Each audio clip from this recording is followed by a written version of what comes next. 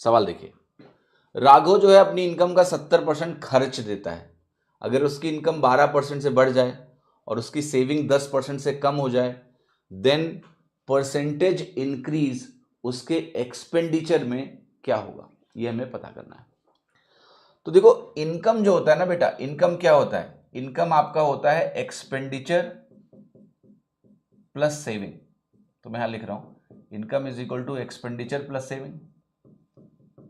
अब अगर आप कह रहे हो कि कोई 70% खर्चा कर देता है, तो इसका मतलब ये होता है कि अगर ये वैल्यू 100 है तो ये 70 होती है और ये वैल्यू हमारी 30 होती है।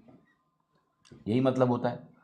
अब आप ये कह रहे हैं सर कि आपकी इनकम 12% से बढ़ गई, तो इनकम आपकी 12 से बढ़ गई, 12% ऑफ 100 12 होता है।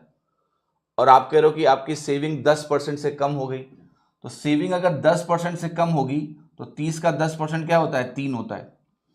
अगर ये ऐसा हुआ है तो एक्सपेंडिचर बेटा 15 से बढ़ेगा, क्योंकि एक्सपेंडिचर प्लस सेविंग इनकम है। तो अगर इनकम में 12 का इंक्रीज है तो एक्सपेंडिचर 15 से बढ़ाना पड़ेगा, तभी 15 माइनस 3 का नेट प्लस 12 बनेगा।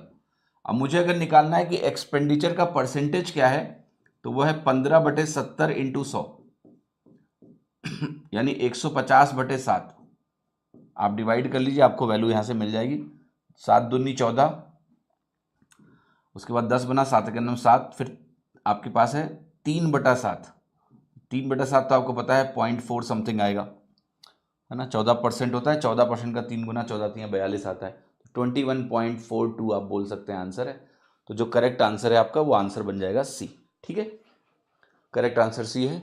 I hope it is